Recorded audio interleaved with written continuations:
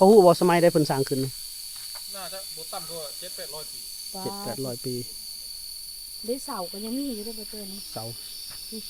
าสินเนาะเสาล้านสินนี่แม่นแดดออกแล้วแดดออกแล้วจะมีวะใช่นี่ได้มีแรง จะได้เดินออกแล้วท่านผู้ชมเนาะเดินย่างออกแล้วอย่าดราม่าเด้อท่านผู้ชมที่เข้ามาชมเด้อนี่ตอนนี้เราเดินทางมาฮอดบ้านนาเมืองลับแลยับลงมาบ้านกระตึบบ้านคูนเพชรเนาะเลี้ยวขวาเข้าไปกระตึบบ้านนาใส่หมวกกันน็อกอยู่เนาะใส่หมวกกันน็อกกันใส่อะไรที่พ้นหมวกกันน็อกสบายดีท่านผู้ชมสบายดีเด้อยินดีต้อนรับเข้าสู่ช่องบ่าวจอยพาเที่ยวเนาะมื้อนี้ยังอยู่ในแขวงคำมวนแล้วก็เราจะไปเมืองลับแลเด้อท่านผู้ชมเนาะเมืองลับแลกระตึบบ้านนาเรายังบ่เคยไปจักเทื่อนี่คือครั้งแรกแล้วก็อยากเห็นว่าเมืองลับแลนี่มีหน้าตาเป็นจังไดระยะเดินทางเข้าไปจักชั่วโมงจักกิโลเนาะแล้วจะมีการลอดถ้ำอีกท่านผู้ชมไฟฉายเฮาก็ซื้อเตรียมมาหมดแล้วเนาะเพราะว่าได้ยินเขาว่ารอดถ้ำอีกเนาะจะใช้เวลาจักชั่วโมงรอดถ้ำไปติดตามรับชมกันเด้อท่านผู้ชมเนี่ยทีมงานไฟฟ้าแล้วทีมงานไปแล้ว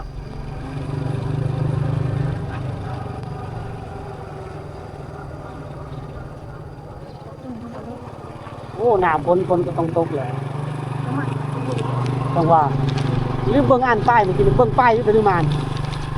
ก็เขียนใส่อยู่เลย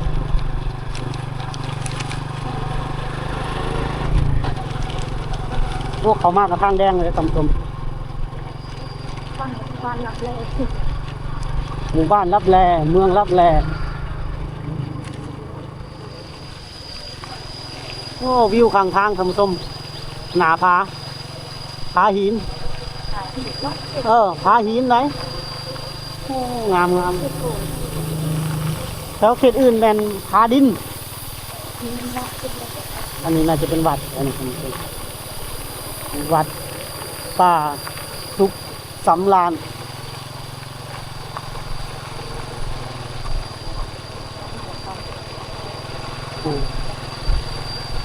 ภูทางหนา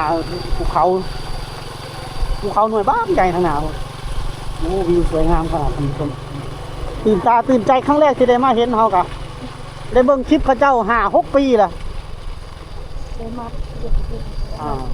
โอ้นี่ฮอดทางแวเขาเลยคุณผู้ชมนี่ผู้พาไปมันบ่าวต้อยวิถีชนบทเด้อคุณผู้ชมบ่าวต้อยนี่คือผู้บุกเบิกเมืองลับแลคนแรกคนแรกที่บุกเบิกแล้วก็อาชีพของเขานี่ซ่อง7ได้นำเอาไปเผยแพร่อีกนะคุณผู้ชมเป็นคนแรกที่เขาไปบุกเบิกไปทำคลิปท่องเที่ยวเมืองลับแลแล้วก็เป็นกระแสมาทุกวันนี้เลยเนาะด้านหน้าบนเขากองเฮาซูมบนถึงดอก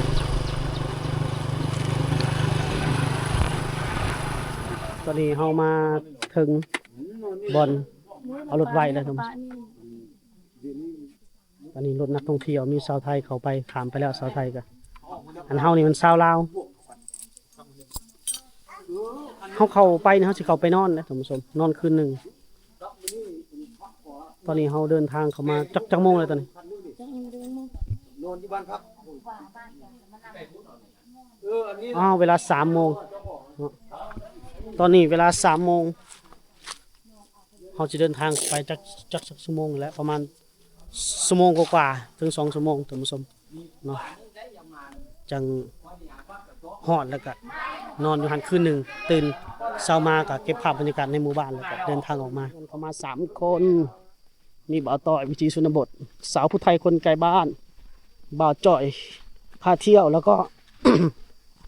บ่าวจ่อยชนบทลาวคนผู้เดียวไป2 ช่อง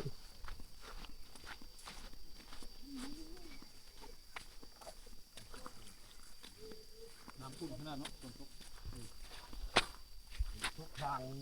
หมู่ไห้นี่เขาพิษทางเลยเนาะทางหมู่ไห้มันทิศทางไม่โอ้เรือใหญ่เรืองามขนาด25,000 กีบเนาะพ่อเฒ่าเนาะพาขาม25,000 กีบเนาะว่าพาขามนี่25,000 กีบเนาะ บัตรต่างชาติได้พ่อเฒ่า ฮะ ต่างชาติฝรั่งนี่ก็เก็บสำคัญบ่หรือว่าเก็บราคาหนึงอีก ต่างชาติกะไทยฝรั่ง โดย 35,000กีบ โอ้ก็บ่ได้ลื่นกันหลายเนาะ ที่คนกีบ โดยบ่ได้ลื่นกันหลาย ขึ้นเลย ลื่นกัน เฮานี่เจ้าเกียรติคิดไว้หั่น โดย หัวหน้าสัมปทาน ขึ้นเลยบ่นี่ โอ้มีคนสัมปทานเนี่ยเนาะ มีนายบ้านนั่นนี่ โดย นี่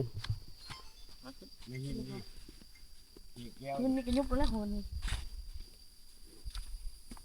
ไปเจ้าอย่างเพื่อนเจ้าจะเข้าไปเบิ่งบรรณาล่ะทางลูกไทย ยับเข้าไปอีก นับไปที่เจ้า นั่นก็อย่าว่าค่อยจะ เข้าหัวเราจะเบิ่งเจ้าบุญญาได้แบบเพื่อนน่ะพลาเข้าแล้วก็ รุ่นนี้ คนน่ะ รุ่นนี้บ่ย่านเปื้อนรุ่นนี้ลุยอย่างเดียว ลุยเลย มันเอาหัวตีดินทะเลท้าผมมันเปื้อนล้างนะ โอ้มือหันกะค่อยไปอันมันกับฟาดมัดสองตีนลงกันแล้วเกือบเอวหักเลย โอ้ เกือบเอวหักพี่ เอ เขา อเจ็บเลยพลากอ่ะ เนี่ยทางควายเนาะ ทางควายทางรถไถ เสียดายอันแทนพี่ๆจิตอาสาบ่ได้ไปเนาะ เอาตอนนี้เราได้เห็นแล้ว เฮาก็ว่าสิกลับแหละท่านผู้ชมว่าก็ว่าสิกลับคือกันบ่จอยก็ สิกับแล้วก็เต้นใจดี เปลี่ยนใจเข้ามาเกือบบ่ได้ไปเกือบบุญบ่ เต้น ถึง มาแล้วเด้พ่อจ้อยเขาต้องได้ไปแล้วเนาะตั้งใจว่าสิไปเด้เราแค่ตั้งใจว่าสิไปช่วงรับแรกแล้วจะมาแล้วพ่อจ้อยรับแรกก็จะมา เอาเสื้อผ้าไปเปลี่ยนคนละ ประกัน 2ชุดได้นั่งเรือไปแล้ว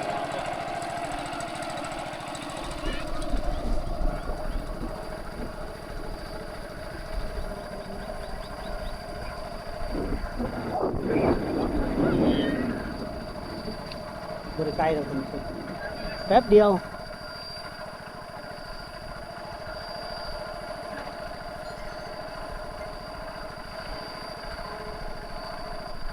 มืดฝนเนาะ มืดฝน น้ำขึ้นเนาะ น้ำเพิ่นขึ้น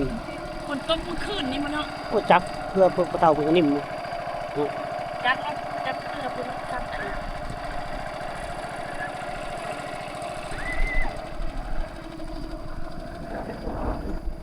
อ่อนแล้ว โอ้เฮานั่งเรือมาได้ครึ่งชั่วโมงฮอดแล้วเนาะบัดนี้เนาะ บ่เท่าหัว จะน้อยก็หอดแล้วนี่เนาะเพิ่นเนาะ ครึ่งชั่วโมงนั่งเรือมาจนตุดด้าน เวลามา5 นาทีจะหอดไม่หอด มาปีนั้นให้เขานุ่งเสื้อซูซีเต็มสุดเลยมาคนเดียว แค่นี้เหรอวะ ทำนี้ยังให้ใส่ของ กันเว้น เนี่ยกันยังข้ามเนาะไป ย่างไปทางนี้แหละมันจำได้ท่าอย่าง เรา ใช่ยัง กลับไปฟังนั้นมันนี่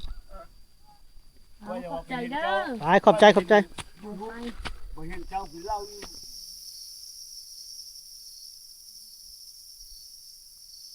โอ้สวยงามขนาดภูหินปูน ทางเขาเมืองลับแลแต่ว่ามันมืดฝน ถ้าบ่มืดฝนนี่สิงามกว่านี้เนาะมีแดดมีแสงครบจะงามกว่านี้ มาเที่ยวได้ท่านผู้ชมเมืองลับแลมาจอยมีเพื่อนเป็นไกด์พาเที่ยวได้เนาะอยากเข้าไป ราคาเป็นกันเองไปเดินทางต่อเดินทางกันมา3 คนเลยท่านผู้ชม ก็มีแล้วคนอยู่ในนั้นมีทั้งครูบามีทั้งจัวมีทั้งเขาไป นักท่องเที่ยวชาวไทยก็เขาไปแล้ว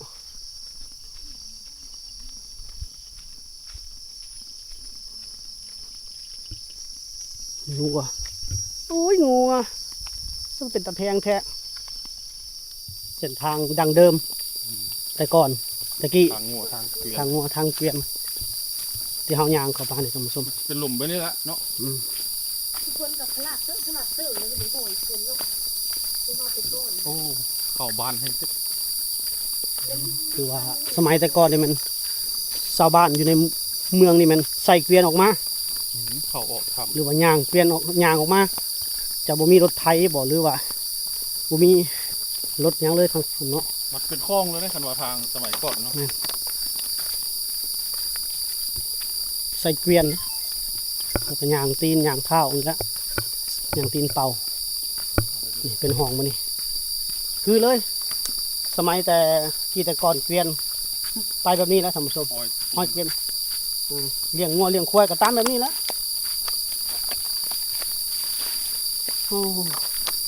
แค่เส้นทางนี่ก็พอแห้งแล้วท่านผู้ชมเขาหู้แล้วว่ามันเป็นดังเดิมเศษขยะนี่มาจากนักท่องเที่ยวเด้อผู้บางคนบ่มีจิตใจสำนึกในการรักษาความสะอาดเพราะว่าสมัยนี้มันมีกระแสแล้วก็มีนักท่องเที่ยวเข้ามา มีแต่แถวหลังดินหมดเลยแถวมีแต่เข้าแล้วกับบุกบ้าน เส้นทางแค่นี้ท่านผู้ชมมีท่าน้ำหาดพร้อมเนาะน้ำเย็นโอ้น้ำก็ใสคักเลยท่านผู้ชมแปลว่าเวลาคนเขามาเมื่อยนั่งเท่านั่งเศร้าล้างหน้าล้างตาได้ เสื้อผ้าอาหารน้ำดื่มเขาถือเขามาเองได้ท่านผู้ชมเนาะต้องพกเขามากินเองดื่มเองขอนอนกับชาวบ้านเขาอยู่พุ่นแล้วแต่เขาอะเดี๋ยวติดตามไป เด้คนเข้าไปหลายคน บ่มีเต็นท์เขามาสัมแห้งกระเต็กแล้วเนาะ เป็นทางก็คือล้างเพื่อนเพื่อน ที่ได้ขอให้ได้สัมผัสวิธีของเขาเจ้าเขาจะไปนอนคืนหนึ่ง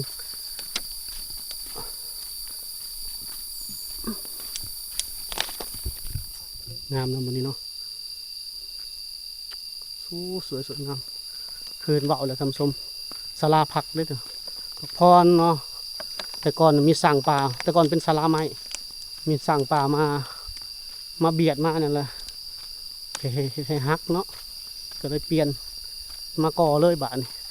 เป็นจุดที่พักนอนก็ได้อยู่นี่ชาวบ้านมานอนก็ได้มีโดรนมาบินเด้ท่านผู้ชม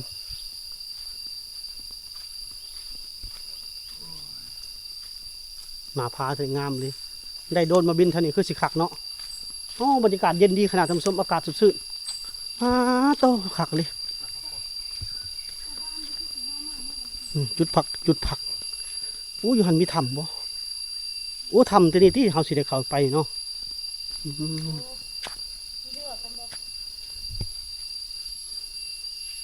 บรรยากาศเย็นคักเลยสาวไทยได้กินยังบ่ได้กินยังบ่ได้กินยังบ่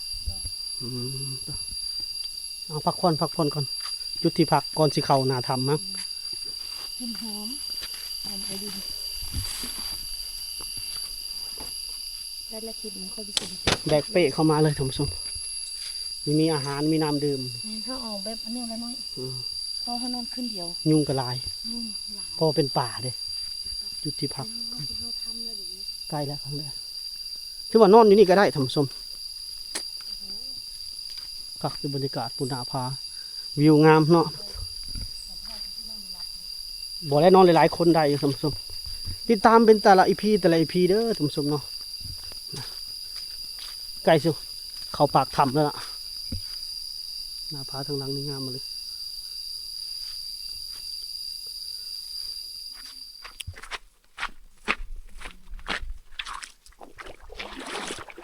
น้ำเย็นลายน้ำน้ำใสเนาะเย็นแห้ง หน้าปากถ้ำทางเขาเมืองรับแลกระตึกบรรณาท่านผู้ชมทีมงานของเขาก็เอาโคมเอาไปใส่ โอ้ไม่ได้ซากเลยบอกใส่กล่องที่นี่ ใส่กล่องเรียบร้อยกันฝนเลยเนาะทางเขานี่เขาสิย่างอยู่ประมาณครึ่งชั่วโมงบ่ใส่โคมบ่ได้บ่ ดูได้ แฟลชโทรศัพท์นี่ยังได้อยู่ เห็ บ่ นเลย โอ้ ออกมาชีวิตที่หนูจะใส่เพิ่มใส่ ผู้นำทางนี่ ผู้นำทางแบบว่าเขาเจ้าบ่มีประสบการณ์เด้บ่มีผู้แนะนำเลยแล้วมาเองแล้วก็ชาวบ้านเพิ่นนั่นให้ โอ้โหเนาะ ได้กระซะ ได้ก็ซะคอยงมไป อันนี้คือเขาคนนี้ได้เสียหัวใส่เลยบ้า โอ้ยซุ่ม ทางเขาปากถ้ำโอ้สุดยอดเลยคลาสสิกงามคักเย็นเลยท่านผู้ชมมีน้ำหยาดลงมาตลอดมีน้ำหยาดลงมาตลอดเลยอ๋อตัวถ้ำนี่ครั้งแรกในชีวิตเลยที่ได้มาท่านผู้ชมโอ้สวยเสียดายว่าแดดนี่บ่ค่อยแห้งปานใดน้ำนี่เย็นท่านผู้ชมน้ำใสเย็นเอาเข้าสิย่างไปทางนั้นแหละย่างเข้าไปนั่นครึ่งชั่วโมงท่านผู้ชม โมเมนใกล้ได้ครึ่งชั่วโมงนี่เนาะน่าจะเป็นกิโลมั้งประมาณนั้นแหละท่านผู้ชมเดี๋ยวให้ทีมงานคนเตรียมอุปกรณ์แล้วก่อน ที่เข้ากันบ่ บอ กับใครที่เข้ากันบ่ เข้าก่อนเลยอย่างเข้าไปพร้อมกันเลยมีครูบาเป็นเนี่ยเพิ่นกันมาเนาะ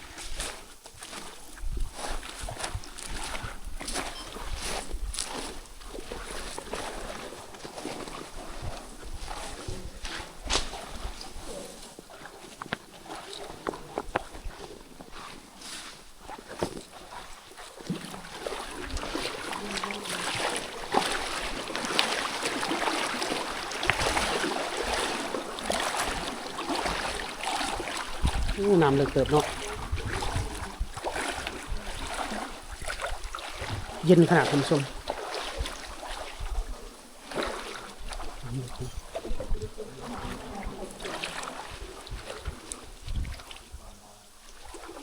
ต้องมีไฟฉายด้วยคุณผู้ชม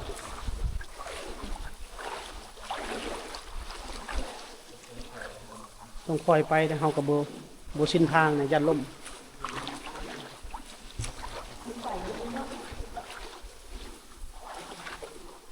ค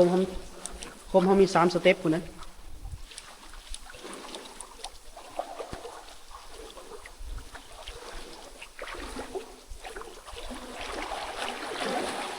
มีนักท่องเที่ยวมี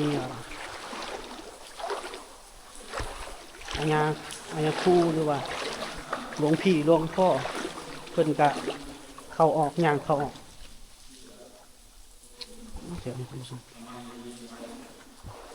อันนี้เส้นทางที่เพิ่นสร้างเข้ามานี่เขาก็สอบใส่ดินใส่หินใส่หินให้ชาวบ้านเพิ่นย่างเข้าย่างออกเขาย่างตามกระสอบหินนี่แหละคุณผู้ชมย่านล่มเพราะว่าบริการน้ำกระเป๋าพายบริการน้ำ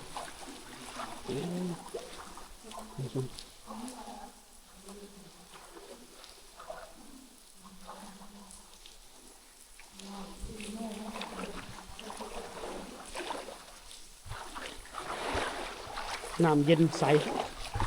ตามรูปเที่ยงบนเนาะ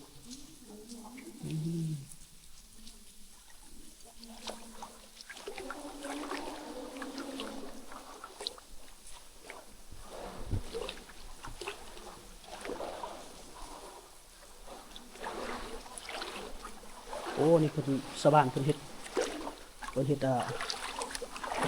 ลาวจับแล้วก็ปูแปดเอาไม้มาปูเนาะงานต่อได้คำชม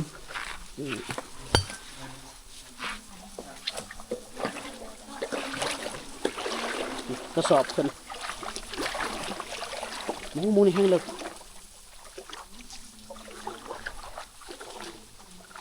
เขามามืดเลยไปคำชมมือพอจะเห็น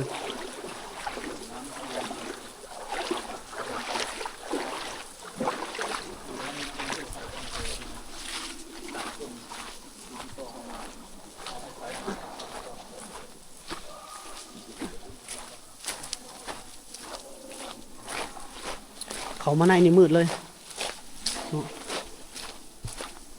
ต้องใส่ไฟแฟลชโทรศัพท์ส่อง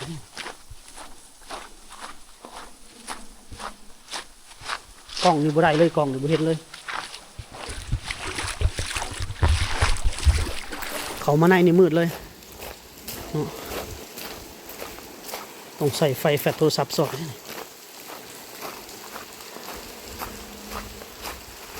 กล้องนี่บ่ได้เลยกล้องนี่บ่เห็นเลย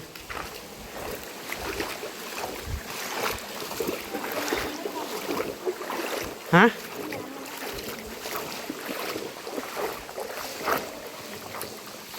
คุณคือว่าเขามาเนี่ยบ่เห็นยังเลยท่านผู้ชมนี่ไฟพอจะเห็นลางๆเดี๋ยวลองมอดไฟเบิ่งก่อนลองปิดไฟเบิ่ง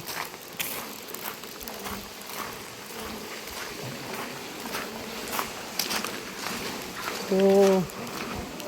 มือขักกันเลย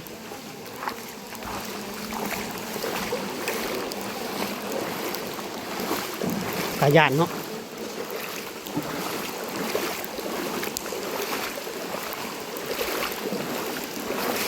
มีน้ำหยาดตลอดนะ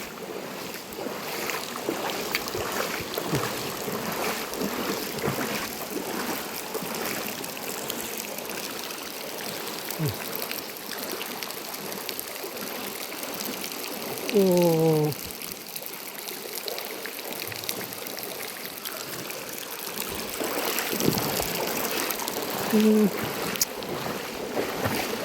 เด็กๆเด็กหน่อย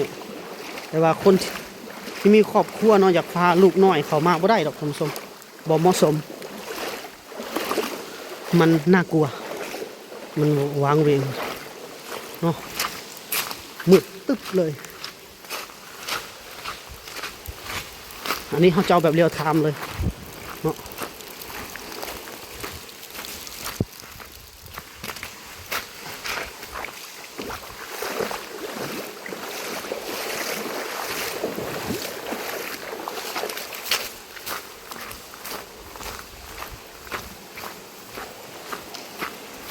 โอ้โมนี่เลิกเลย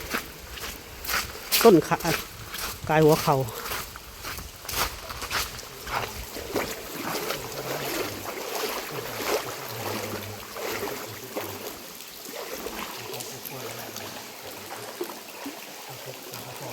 มันเลิก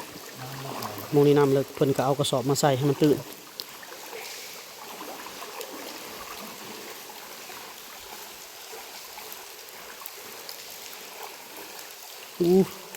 เลิกกันเลย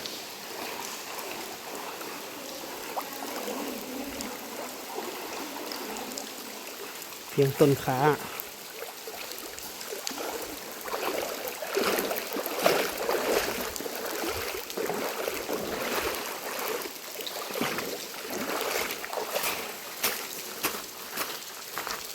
เคยเข้าทำแบบนี้ดิบ่ บ่ตลอดบ่เคยเข้ามาจักเทื่อในชีวิต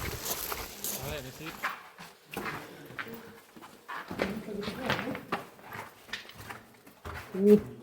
หมูนี่แห้งแคบเลย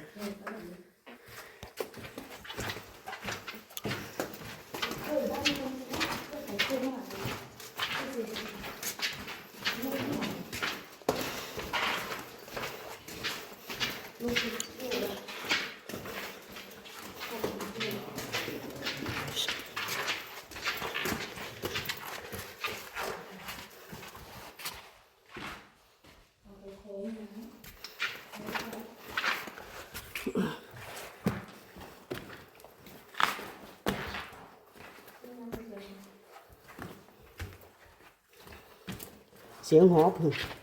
เสียงหอบเสียงเมื่อยอะไรล่ะโอ้โห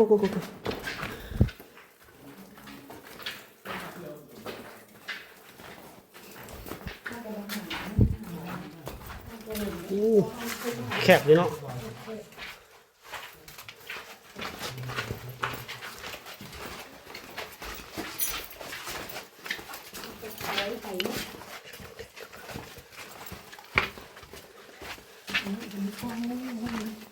เอาขึ้นว่าฮอด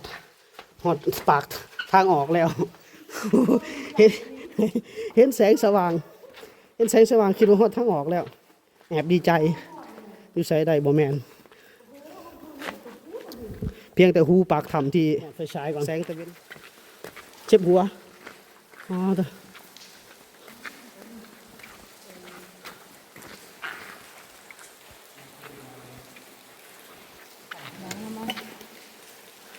30 นาทีเราก็จะ คือบ่ไปมองมันแจ้งๆกว่านี้แน่ ว่าไม่มีวันไหน 30 นาทีเมื่อยเป็นหอบเป็นโมดินเลยจะเป็นหอบเลยกำลังหอบ ฝนตกบ่เนาะฝนตกเนาะ ลกแล้วน้ำจังหยาดเข้ามา กลางในพวกไม้นะ แม่นบ่ไปเบิ้ง ตอนกระไปกระเปียก อ่า กระปุ่นไม่มีกระตารถ สิมาใส่ได้เสือกันฝนมัน ไม่มีกระตารถให้รถใส่ ส เชื่อ เลยไป ออกทำแล้วไปย่างก็เนี่ยย่างแต่ปากทำฮอดบ้านเขาเจ้าไกลบ่ พวกมัดก่อน ฮอดบ้านก่อนบ่นี่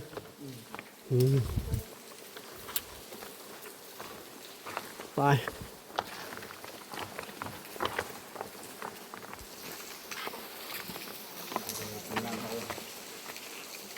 ย่างเขาดูออกอีกฝั่งแล้วเราก็ต้องจากนี้ย่างไปวัดก่อนน่าจะประมาณ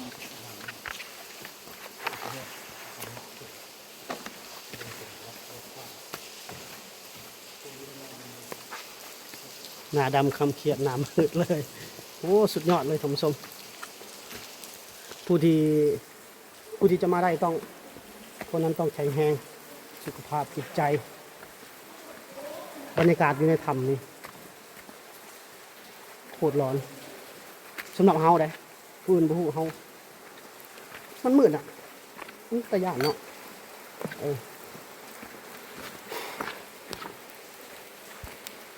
เด็กๆบอกควรมาเด็กหน่อยเนาะบอกควรพกมาลูกหลานเท่านะไปย่างต่ออีกท่านผู้ชมเพิ่นว่าสิฮอดวัดก่อน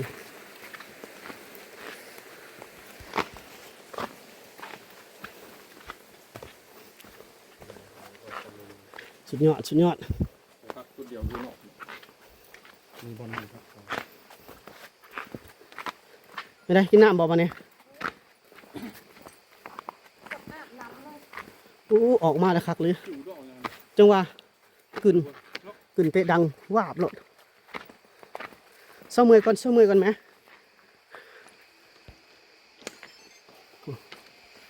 โอ้สวยงามเลย ใส่โค้งก่อนวิดหัว เป็นไง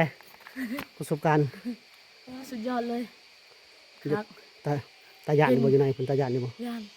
ว้าเวเนาะมันวังเวง สะพายอยู่แต่กลางมุ้งไปอ้อเนาะมุ้งเลย คอยอยู่ตำหลังหมู่ ย่าน ไปไวก็บ่ได้ ไป ขอ คุณไปเลย ไป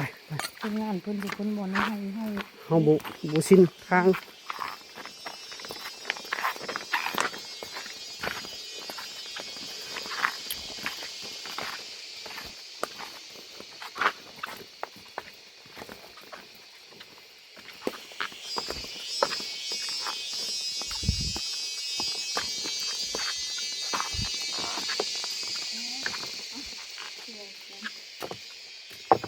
ไปยังแล้วฮอดวัดก่อนจังหวะเป็นหลักผมเป็นกิโลพุ่นเห็นเพิ่นเขียนใส่ไว้อีกหนึ่งกิโลฮอดหมู่บ้าน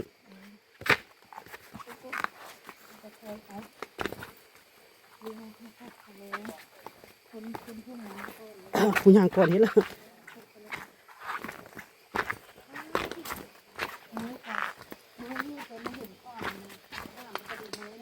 โอ้เพิ่นเก่งเนาะย่างไวอยู่ดิ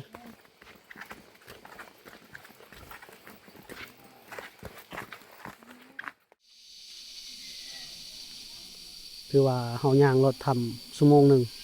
ก็มาฮอดวัดป่าในเมืองลับแลท่านผู้ชมเนาะเนี่ยเฮาก็พากันย่างเลาะชมเลาะถ่ายท่านผู้ชมเนาะมีต้นตาวเนาะท่านผู้ชมต้นตาวอู้กว้างเติบวัดป่าแห่งนี้กันครูบาน่าจะหลายองค์เนาะพระทั้งตัวทั้งเนนทั้งเนี่ยหลายองค์ท่านผู้ชม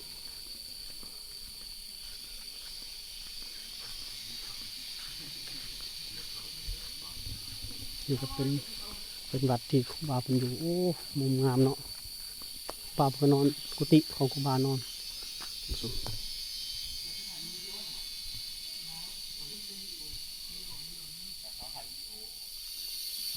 ใหญ่เฮามากได้มากไปเนาะ เนี่ยนักท่องเที่ยวก็มาหลายพระเจ้าเอาผู้หนึ่ง1,500 บาทเนาะต่อหัว1,500 บาท1,500 บาทก็อองแบกเปะอย่างครับผม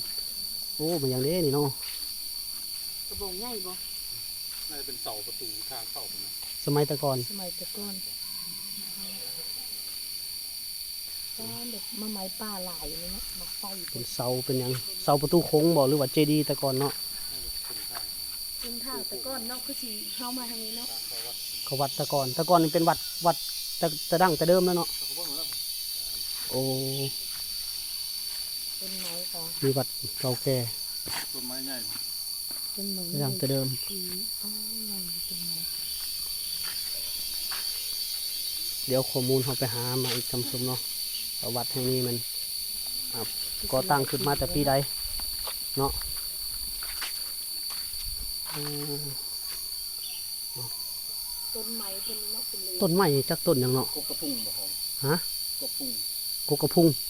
ประมาณนั้นนะ สูงใหญ่ คือบ่ขนาด10คนพุ่งเลยโอ้ อ๋อต้นไม้ ระดับ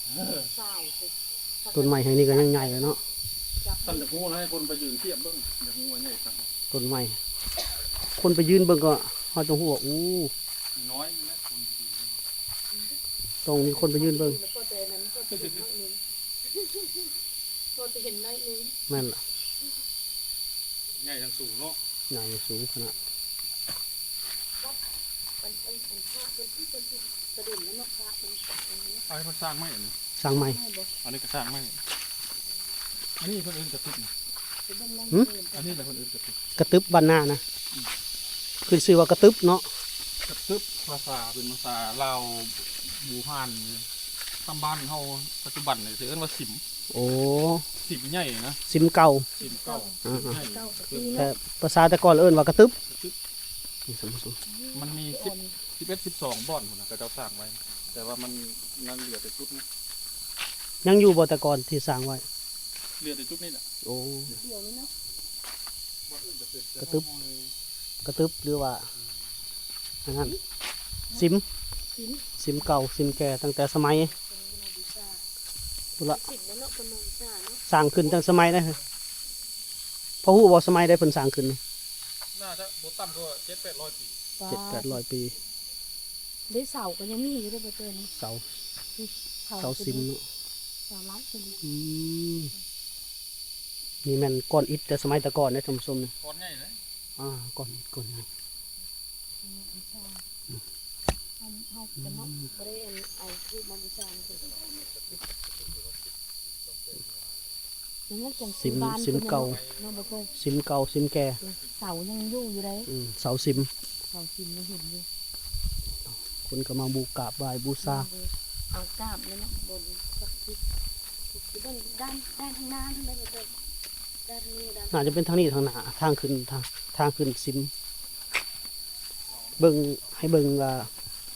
บูฮานสถานที่แต่ก่อนเนาะการเฮ็ดการสร้างท่านผู้ชมท่านผู้ชมที่รับชมอยู่มีข้อมูลอันใดก็เข้ามาแชร์ได้เด้อท่านผู้ชมเนาะมาแชร์มาเล่าประสบการณ์นำกันได้เนาะบูฮานสถานที่เอาให้เบิ่งว่าฝีมือในการสร้างซิมสมัยแต่ก่อนเนาะมีเสาเก่าเสาดังเสาเดิมยังอยู่ เรือเสาเดียวนี่แหละ เรือเสาเดียวนี่เนาะ เนาะเลยเสาเดียว เรือเสาเดียวนี่ยังสมบูรณ์เพราะว่าหลายก้อนเนี่ยตามสัมภาษณ์ที่เราก็เห็นคือตอนต้นไม่ไหม้ตอนน้อยๆเนี่ย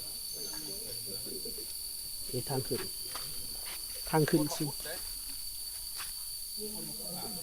โอ้สมัยแต่ก่อนมันมีคนมาขุดหาสมบัติ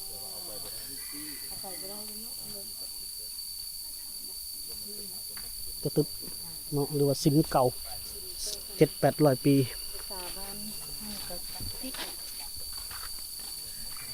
เบิ่งกกไม้พุ่งขึ้น เป็นก้อนเป็นนั่นเนาะ ผู้ชายจะขึ้นได้ผู้ชาย เขายังขึ้นได้บ่นะปัจจุบันนี้ก็ ผู้ชายขึ้นได้ โอ้ขึ้นได้แต่ผู้ชายได้อท่านผู้ชม เอาบูชาอยู่ลูกผู้สาวเขาจะเอามาบูชามาเฮามากราบไหว้เพิ่นเพราะว่าเฮาได้มาหาเพิ่นแล้ว มื้อเช้าจะมากราบมาไหว้มาขอพรเนาะขึ้นซิมท่านผู้ชม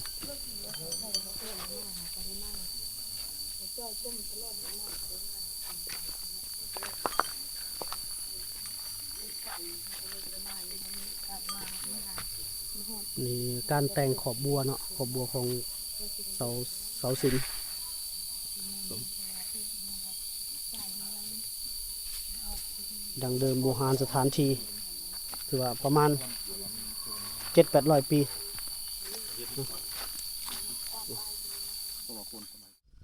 สบายดีท่านผู้ชมยินดีต้อนรับเข้าสู่ช่องบ่าวจ่อยพาเที่ยวต่อจากอีพีที่แล้วเนาะที่เฮามาฮอดวัดแล้วก็นอนพักค้างคืนอยู่ในศาลาในวัดท่านผู้ชมทีนี้ตื่นมาพากันต้มมาม่ากินพูละห่อแล้วก็จะเดินทางออกจากวัดแล้วก็จะเดินทางเข้าสู่หมู่บ้านลับแลระยะเวลาย่างนี่เฮาใช้เวลาอยู่ประมาณครึ่งชั่วโมงเนาะหรือว่าครึ่งชั่วโมงเนาะประมาณนั้นท่านผู้ชมระยะทางก็น่าจะประมาณ1 กิโลเนาะทีมงานเขาเดินทางไปก่อนแล้วก็เมื่อคืนนี้เขาพบกับพี่น้องฝั่งไทยที่เพิ่นเดินทางเข้ามาท่องเที่ยวท่านผู้ชมเนาะเพิ่นมาจากจังหวัดแม่ฮ่องสอนได้เพื่อนใหม่แล้วครับก็ได้หมู่ใหม่เนาะเพิ่นเดินทางมาจังหวัดแม่ฮ่องสอนแล้วก็ขอนแก่นกรุงเทพเนาะกรุงเทพ2 ท่านเพิ่นมากัน3 ท่านมีกรุงเทพ2จังหวัดแม่ฮ่องสอนท่านหนึ่งแล้วก็ได้โอ้ลมได้พูดคุยนำกันเมื่อคืนนี้ถือว่าสนุกเฮฮาท่านผู้ชม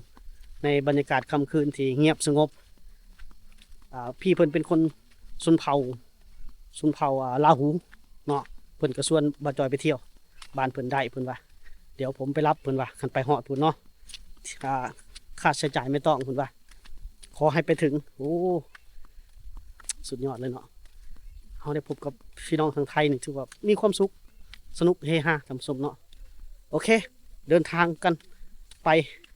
หมู่บ้านลับแลเลยท่านผู้ชมเนาะ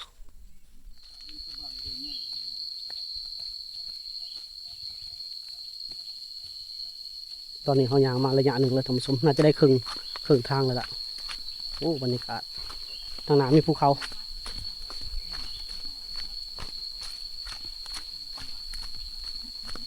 ครั้งแรกที่ได้เขาไปเห็นหมู่บ้านลับแลสมกับหมู่บ้านลับแลน้องไก่เลยโอ้โหวิวทางหน้าท่านผู้ชม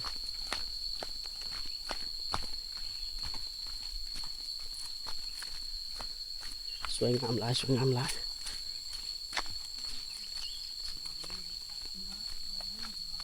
อันนี้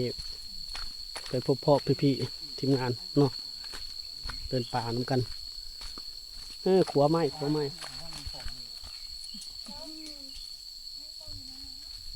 แมงจืนเปล่าไอ้ที่มีหางกระดูกขึ้นมาหน่อยนึงอะผมน่าจะไม่ใช่ไอ้ที่มันเป็นแมงนวยในน้ำน่ะแมงป่องแมงดาแมง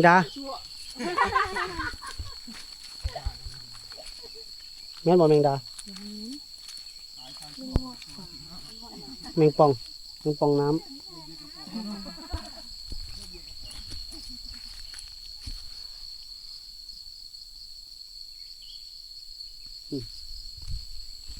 บรรยากาศ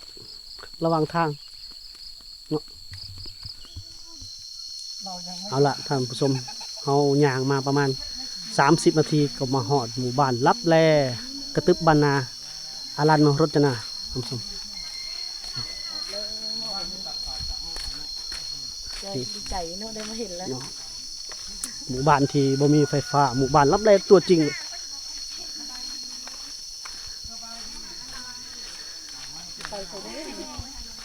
สบายดีนางเดี๋ยวหยุดก่อนละสิไปใส่ละเอาเห็ดปวกโอ้เห็ดปวกออกบ่ได้เห็ดปวกโอ้เพิ่นเห็ดปวกเพิ่นมาเอานะเป็นแต่ยี่ไปอันนั้นน้ำเพิ่นนี่เนาะโอ้ดูข้างหลังวิวข้างหลังท่านผู้ชมเพิ่นไปเอาเห็ดปวกเพิ่นได้กันเพิ่นเล่นมาแต่หายเพิ่นว่าว้าสวยมันพูดที่เฮามาน่ะบ่ว่าจ้อยนี่แม่นแล้วเฮาผ่านพูดตัวนี้ละมาน่ะมาตกกันฝากนี้เนี่ยอีกฝั่งซ้ายมือนี่มันถ้ำที่เฮาลอดมาเลยไปน้ำในคือมีคือสิกระโดดจัดแบบเรียวๆเลยท่านผู้ชมหมู่บ้านลับแลโอ้มีขายของอีกนี่ไปหิวข้าวมาซื้ออันขนมใส่โซลาเซลล์ขนมก็มีแต่ขนมมันไข่ได้บ่เจ้ยสบายดีขายของบ่น้ำหวานก็ขายบ่ โอ้เดี๋ยวจะหน่อยมาอุดหนุนโอ้ น่ะ จะ เอาปลาขอด้วย โดยจะได้มาอุดหนุนซอยอยู่ห้านมือเนาะเปิดห้านมือเนาะเปิดใส่โซลาร์เซลล์เด้อท่านผู้ชม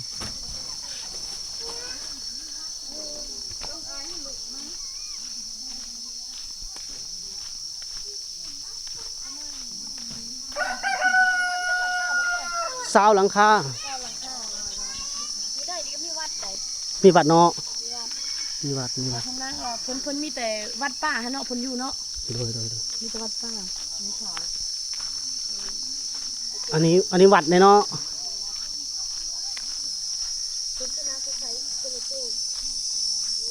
นี่เหล้าเข่าแบบดั้งเดิม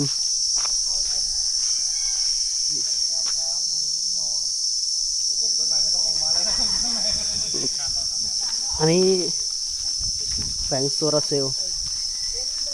ไปเอาไปพร้อมๆกับพี่ๆสุดนี่แหละทุกคน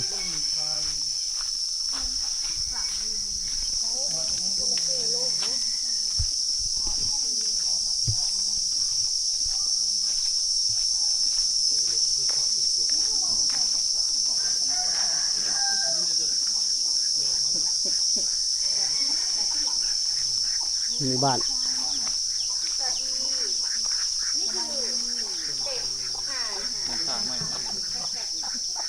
มีเหล้าเข่ามีห้างหมูมีคอกหมูแบบดั้งเดิมด้วยนะ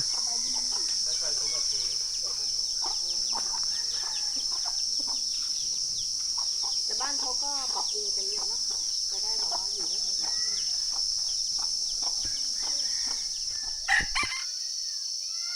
ต้นงิ้วก็เจ้าปลูกแทนลักหัวบ่งบอกถึงความเป็นดั้งเดิมสมัยแต่ก่อน เป็นแบบบ้านบูฮานเป็นแบบสมัยแต่ก่อนนะสมตั้งแต่บอจอยอายุได้ประมาณ7-8 ปีหรือ6 ปีก็จะประมาณนี้แหละ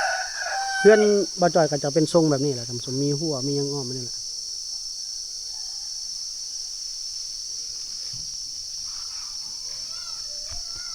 นี่เราเข่าตัวนาเฮานี่เราเข่า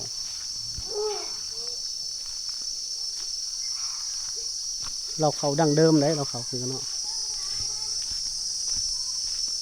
อันนี้น่าจะเป็นแรงงัวบ่หรือว่าเส้นทางมีประตูหัวคนผมสมโอ้เส้นทางนะเส้นทางแต่ว่าเต็มแต่หอยตีงัวตีควายทั้งหมด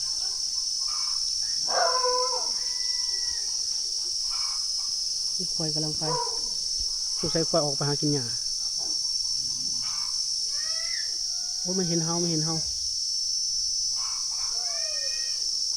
ท่านผู้ชมควายมาพอดีทางควาย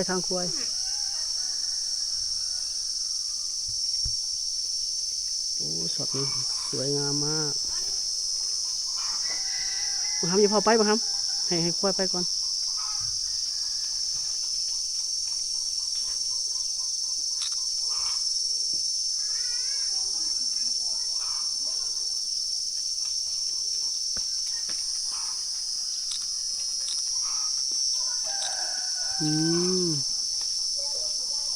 ไปเลย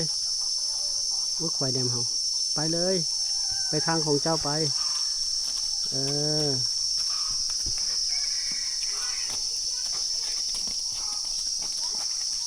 สงสัยทางควายเดินทางควายไปเนาะ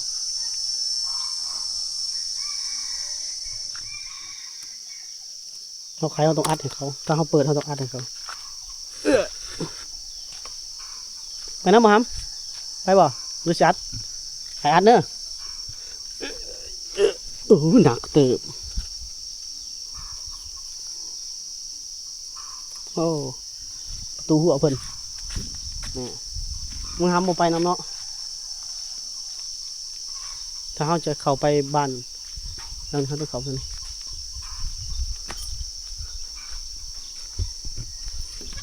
โอ้แต่ผิดทุกที่น่าจะเป็นหันขาเนาะแต่ก่อนเนาะ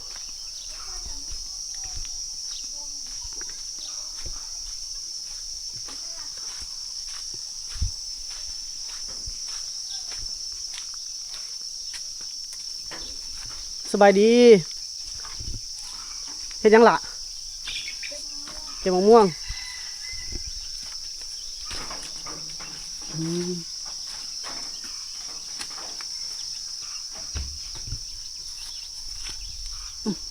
หลอดเลยตกอีกแล้วมีคนขึ้นบ่มะม่วงไข่หอมหอมหอมหอม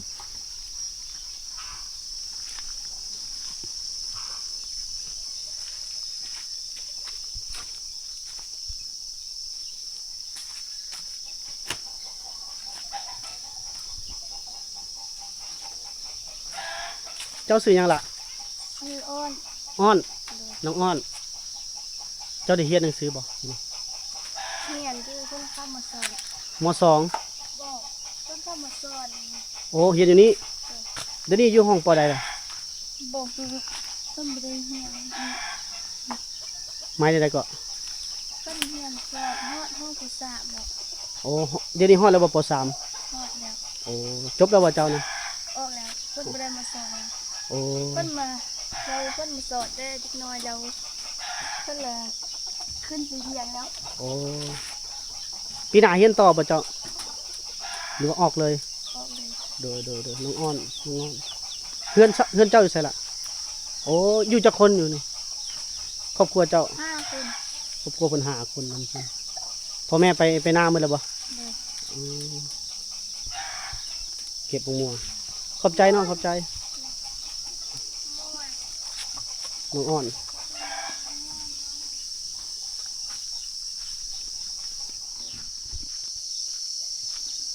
พระเจ้าเฮียนครูบาเพิ่นสอนอยู่ในโรงเรียนแล้วก็เฮียนจะเฮียนประมาณหนึ่งเนาะแล้วก็แล้วจะบ่ได้ออกไปเฮียนข้างนอกเลยเฮียนไหนมีความรู้สมสมก็น่าจะบ่มีใบประกาศนียบัตรมันยังอาจจะบ่มีแหละโอ้โดนฟืนบักไงนี่คือสมัยแต่ก่อนประมาณบาจอยยังน้อยเลยเนาะถ้าเปรียบเทียบใส่รุ่นบาจอยนะจะอยู่ประมาณ5-6 ปีแบบนี้เลยเฮือนซานแต่ก่อนมีบันไดขึ้นเฮือนเป็นปลูกผักปลูกกระถางเฮือนเจ้าอยู่ทางหน้าคุณนั่นบ่เฮือนตัวขายเครื่องเนาะตัวขายเครื่องบ่แม่เจ้าบ่ขายเครื่องอ๋อเจ้าซื้อได้ครับ เร็ว ซื้อได้เกาะ เร็ว หลิว เลย น้องหลิวเนาะเด้อเจ้าก็ได้เรียนหนังสือเนาะ เลย ได้เรียนอยู่บ่ เรียน เรียนเนาะพ่อแม่เจ้าไปนาหมดแล้วบ่ เลย อ๋อน้องหลิวเราตามบาจอยมาตลอดในสัมสมน่าจะเป็นน่าจะบาจอยคิดว่าน่าจะแบบเป็นครูแต่ว่าเขาน่าจะถึกปลูกฝังมาบอกว่าให้เวลานักท่องเที่ยวเข้ามาแหละตามหลังเพิ่นไปบางทีเพิ่นสนใจอยากถามหยังหรือเป็นผู้เบิ่งนำหนนะเนาะในความคิดดอก แต่บ่ฮู้ว่าแม่นหรือบ่ท่านนก็เล่าข่าวห้องน้ำก็เป็ดขอกไก่ก็อยู่กองที่หลังเฮือนตอนนี้แล้วคุณผู้ชมคืออยู่หน้าเนาะทรงแบบว่าอยู่หน้าเฮาแล้วมีเลี้ยงไก่เลี้ยงนะพ่อมีขอกเป็ดขอกไก่อยู่กองที่หลัง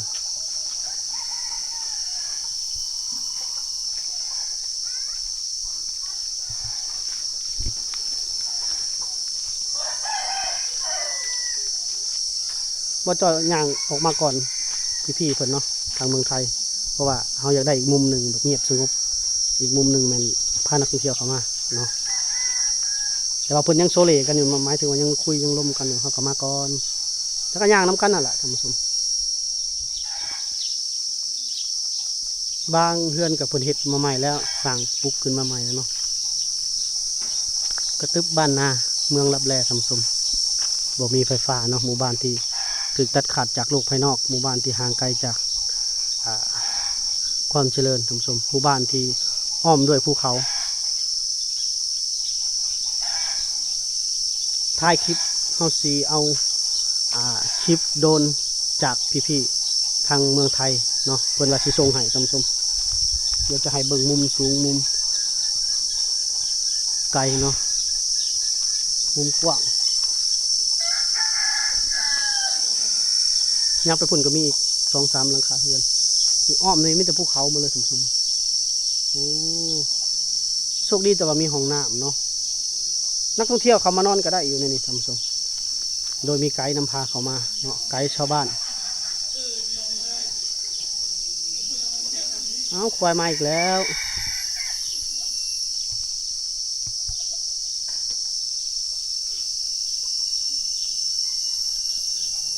ถ้าเปรียบเทียบทางเมืองไทยกับประมาณอีสานประมาณ60 ปีที่แล้วท่านผู้ชม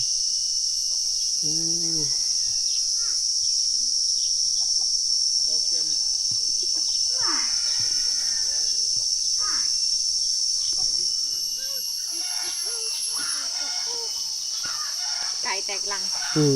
สงสัยมีคนไปลักไข่ไก่ คนมันตกใจเฮามาก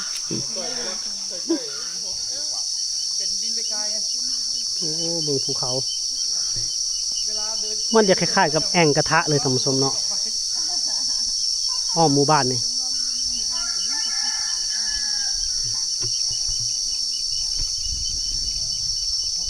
เขาอ้อมเลยเป็นแอ่งกระทะเลยอ้อมีป้าย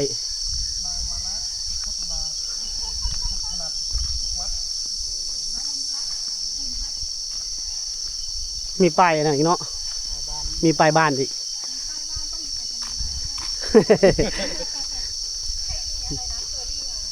ไปรษณีย์มาส่งของนี่พอแห้งแล้วเนาะ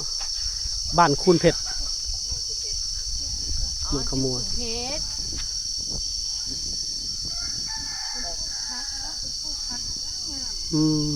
ฝุ่นลายเด้ฝุ่นลายฝุ่นขอกลาย เอาไปทำน้ำพริกนะครับ เช้านี้เพิ่นน้ำยับเอามาปลูกนี่เนาะเนาะปลูกเรือนเนาะ ลูกหลานเพิ่นขยายออก ขยายออกเนาะ แล้วสัมผัสว่าแม่นบ่ทางไปเพิ่นเพิ่นหาแนมทางไปมัน แม่นเนาะสรุปแล้วแม่น แม่นว่าทางยางเนาะเพิ่นมีหยังเพิ่นก็ยางไปแล้วเนาะเพิ่นมีมอเตอร์ไซค์ แต่ว่าบ่ใส่เนาะบ่ใส่เนาะ จะสิซื้อเฮามาได้ได้ มางออกคือกันนั่นแหละคือรถไถนั่นแหละ พอ ใคร ได้ ชิ้ ขี่ น ไป ส่วน วัดบ่โทษได้ไปรับ แต่ว่ามันยากทางไปยาก ทาง บุแพ้ย่างขี่รถไถไป ที่รถไฟดีที่สุด ถ้าผู้เชี่ยวชาญดีทีเดียวก็ได้นะ พี่ๆเพิ่นก็พยายามถ่ายรูปถ่ายเนาะมันสวยงามเลย ไม่มันงอไม่ได้อะเดี๋ยวลงไม่ทันนี่นะ นี่คืออะไรซ้อม ไปลดน้ำหนักลงอีกก่อน บอกให้ อะไรนะคะต้องไปรถน้ำหนัก ถึงจะบินได้ มุมนี้งามเลย สวยเนาะสวย มันสวยทุกมุมทุกนั่นเลยนี่นะ ใช่นี่ทุกมุมเลยสวยทุกมุมเลยครับ ใช่ครับ ถ่ายรูปกับงามเลย สวยทุกมุมเลยบ่มีมุมใดบ่สวย FC ต้องมาสัมผัสให้ได้เด้อ FC เด้อทุกอย่างดิบๆหมดเลยนี่มุมนี้ให้งาม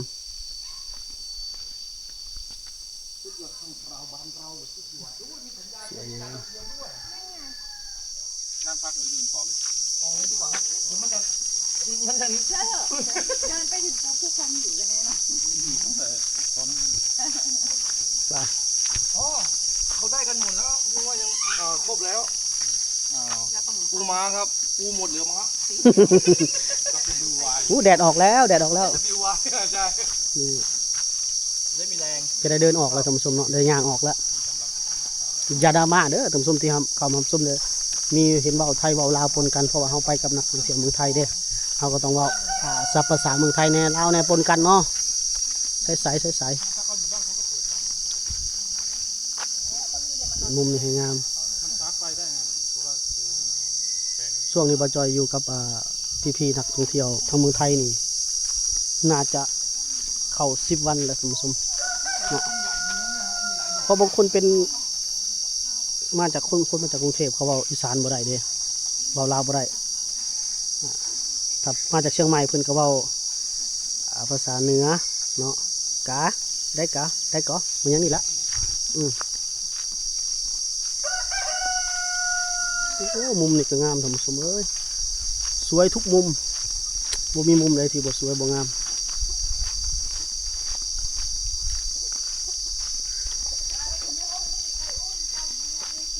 ของห้องน้ำเพื่อนแล้วก็ จะเข้าห้องน้ำบ่ ของห้องน้ำเลยเด้อไปป่าย่านท่า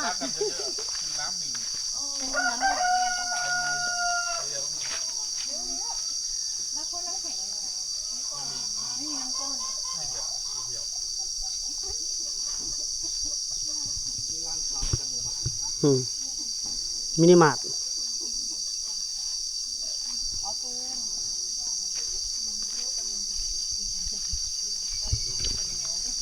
ร้านขายของร้านค้าชุมชนร้านค้าหมู่บ้านขนมก็มาจากเมืองไทยแหละเป็นหลักเขามาจากเมืองไทยเป็นหลักเลยขนมข้าวต้มน้ำหวานเครื่องดื่มปูนมและก็ซอยอยู่บุหัวสิน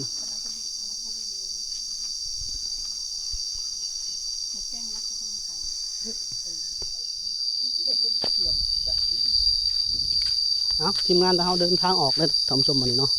หลังจากพาทำสมเลาะกระตึบบานนาเมืองลับแลคือว่าได้เห็นได้ชมกันเป็นที่เรียบร้อยแล้วเนาะ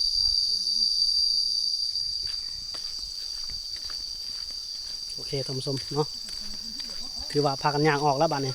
ย่างเลาะย่างสมหมู่บ้านลับแลเนาะกระตึบบานนาเมืองลับแลของจริงเนาะทำสมผู้คนอยู่ในหมู่บ้านกะพากันไปหายไปสวนหมดแล้วยังเหลือแต่เด็กน้อยที่อยู่ในบ้านเนาะถือว่า